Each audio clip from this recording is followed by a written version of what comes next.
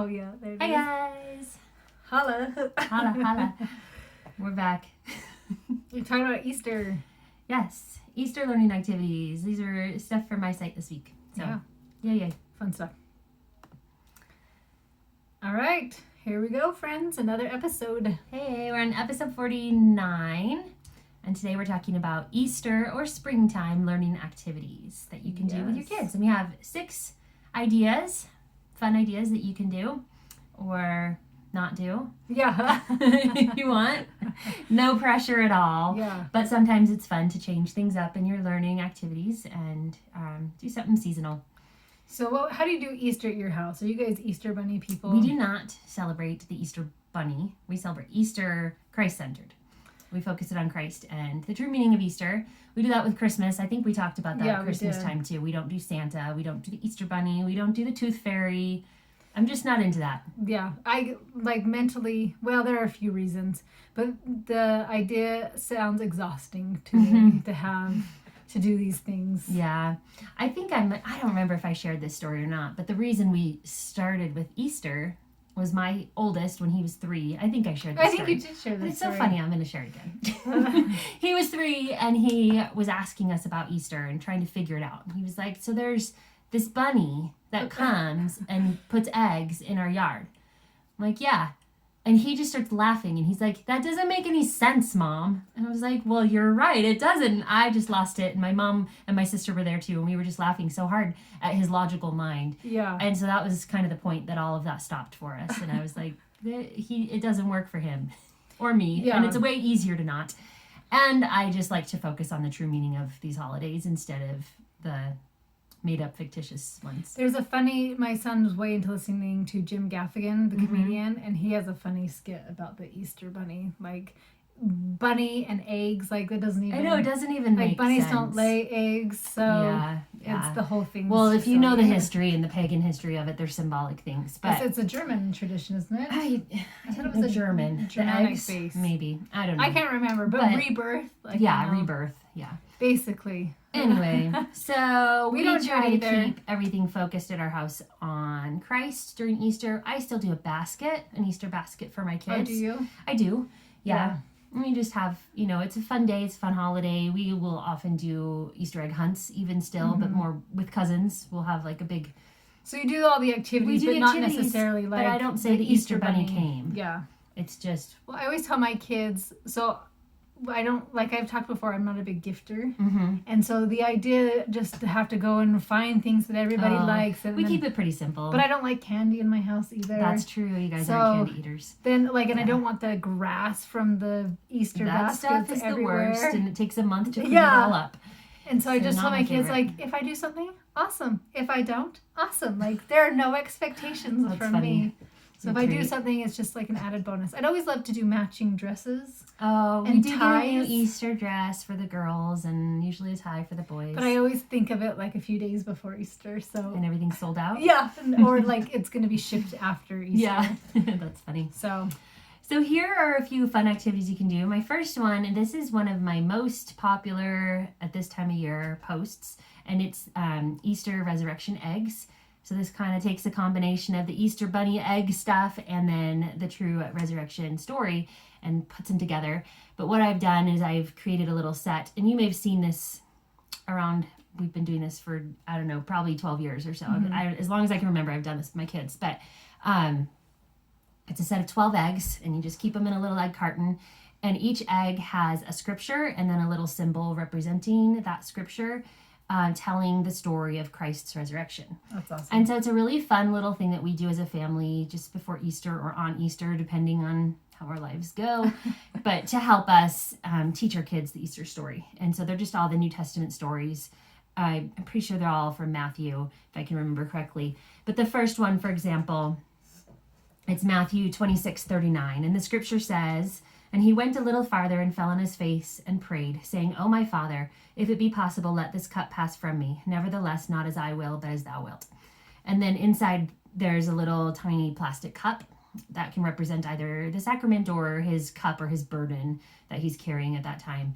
And so it goes through different scriptures, and each one is something like that. Like, for example, coins or dice when they're casting lots. The coins would represent Judas betraying him and paying the coins. And then what do we have? There's a little red cloth. There's a little toothpick cross in one of them.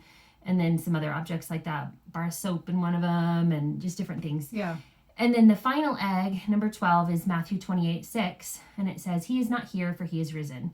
And then the egg is empty to represent the empty tomb. So it's just a fun little story, but also activity that you can do with your kids. And it's very simple to put together.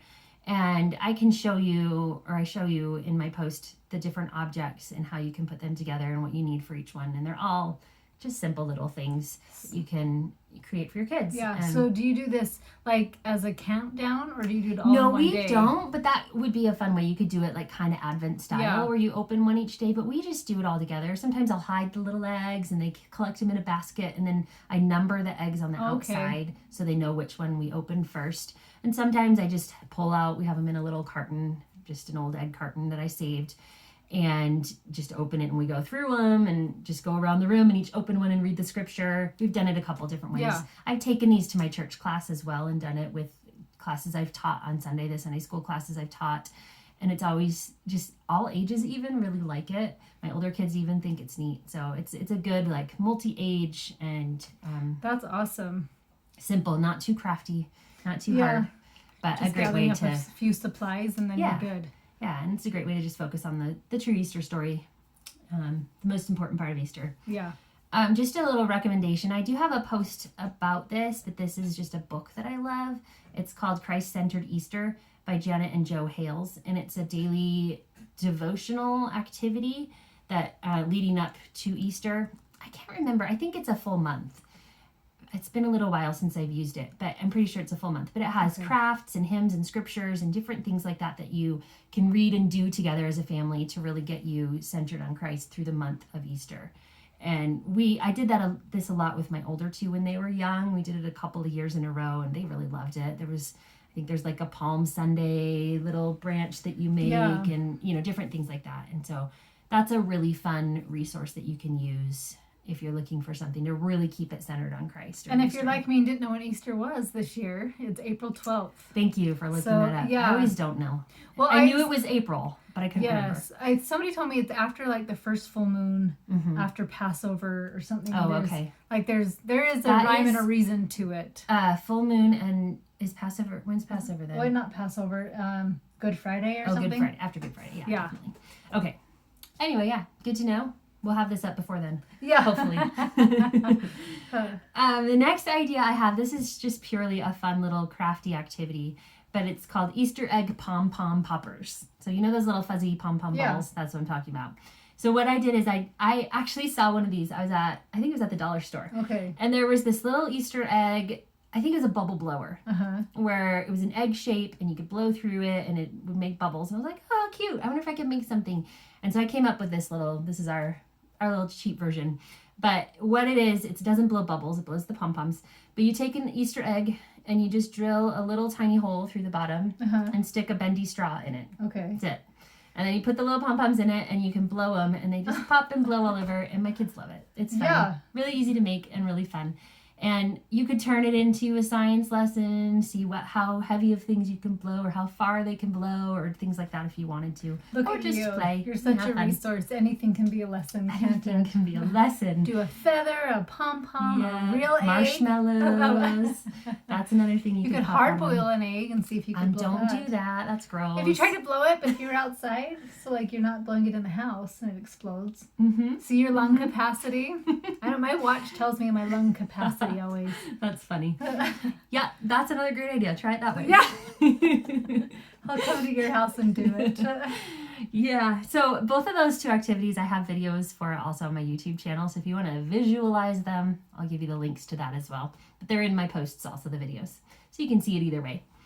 The next one, and I have these for every season. I told you about these last month, but there's some pattern block mats, and these ones are Easter season or Easter themed.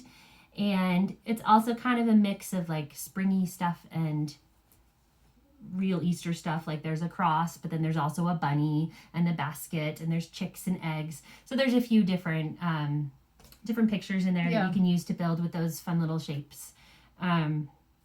we love doing these. Like we mentioned this last month, pull them out when you're reading aloud to the kids. Yes, anything hands-on. Keep them quiet while you're doing stuff, a little busy work activity.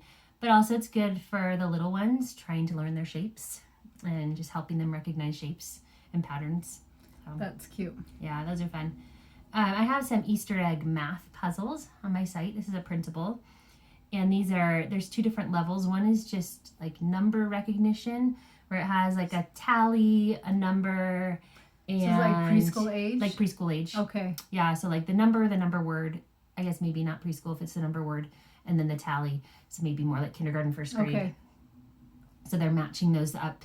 And then the other one is, it's kind of tricky. You have to see the picture. It's kind of tricky, but it has like a number in the center and then a puzzle of numbers are going around that are add or subtract. And you have to solve the problem. It's like a maze, figure it out. though. Yeah, kind of. I've seen those. I think they're super cute. It's really a fun one. So those come together in a set. So you have like 2 different levels of math puzzles.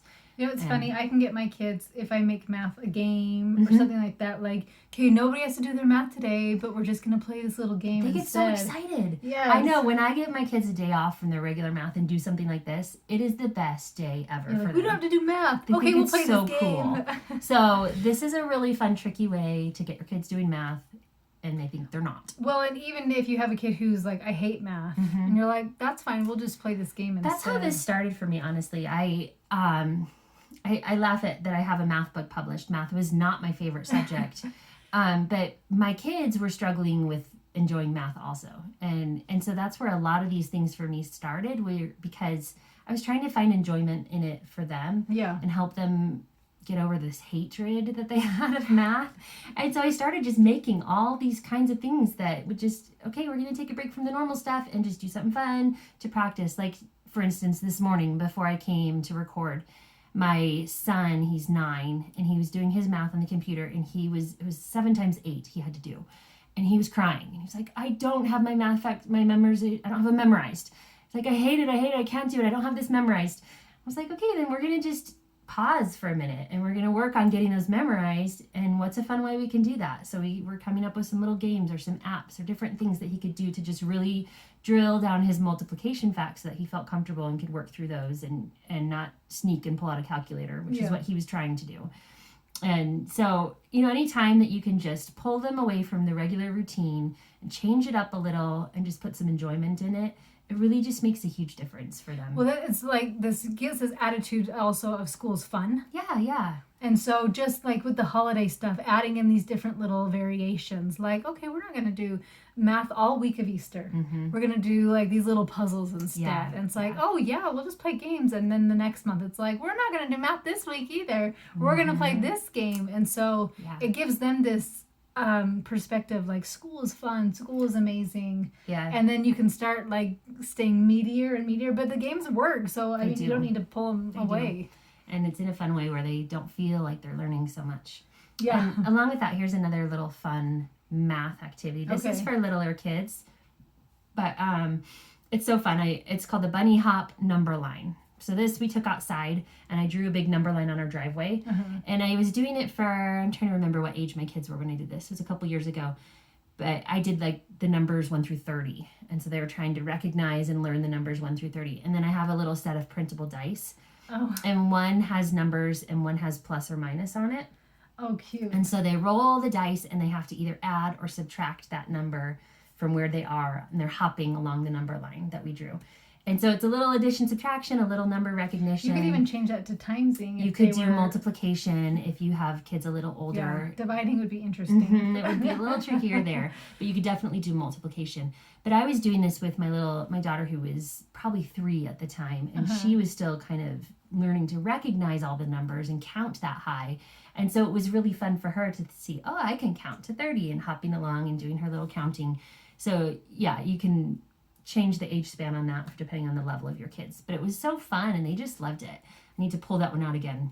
I was going to say, I think mine would love that. And it's so easy. Such a simple thing that you can do with them, and tell them to hop like a bunny, and then it's a fun Easter thing. Yeah, it's so fun to just give some variations. Of just instead of having school be the same day in, same out, day in, day out. That's what I meant to say. And we love doing outside learning a lot. Yeah. When the weather's warm enough to be able to do that, I take them out as often as I can and do things, and it helps a lot. And then my final idea for you today is a science-related one. It's like science and craft combined. I love doing things like that. Yeah. But have you ever seen those borax crystals that people make on pipe cleaners? So this is a borax crystal, but it's made on an egg. So it's a little different. Like an actual like a plastic styrofoam. Oh, okay. So you know those styrofoam balls? They have egg-shaped ones. That's right cute. now at like Hobby Lobby and Michael's. You can find egg-shaped ones. And you make the borax formula like you would with the normal crystals. It's borax and water. And we added food coloring when we did it. And you put the eggs in, but they float. So there's a little trick you'll have to see on my website of how I made them not float. Oh. I won't give away the secret. I was going to say, and now I'm dying to know. No, I'm just kidding. I put a separate jar on top and put marbles in it. Just hold them under the water. Nothing all that spectacular. I know, I was like drilling a hole. Just adding some it. weight. Yeah. I know. We tried a couple of things before we figured that out. But then just hold the egg down underneath, and then the crystals grow around the outside of the styrofoam. And then if you do colors, and they're all different colors. And we did like 6 different colors. And then they're just a pretty little decoration. We put them in a bowl on our table. Cute. But it's also a science lesson of how the crystals are growing. Yeah, that's awesome. Tons of fun. My kids loved that one. I think I also have a video of that one. So I'll share links to the videos on my YouTube channel and the posts of the different activities on my site. Yeah, so these are just really fun ways to give your school a little bit of variation, especially as you start hitting April and May. Yeah. You get a little bit of mom burnout. That is one of the hardest times of year for me to keep going. April and May, I struggle so much. So it's nice to have things like this to break it up. Like, hey, we're not going to read our science book. We're going to make these eggs instead, right? And then it's like you're still excited about teaching and they're still excited about learning. And it kind of get over when it's starting to get warm outside and everybody just wants to go play. Yeah. Of like, no, we still actually need to do school. Still a month left, guys. Yeah. Or however long. You guys do summer, so. Yeah, we do summer. We were already talking about that today. Yay. Of our summer plans. Well, thank you guys so much for tuning in today. Have a beautiful week. We will see you next time. See you guys.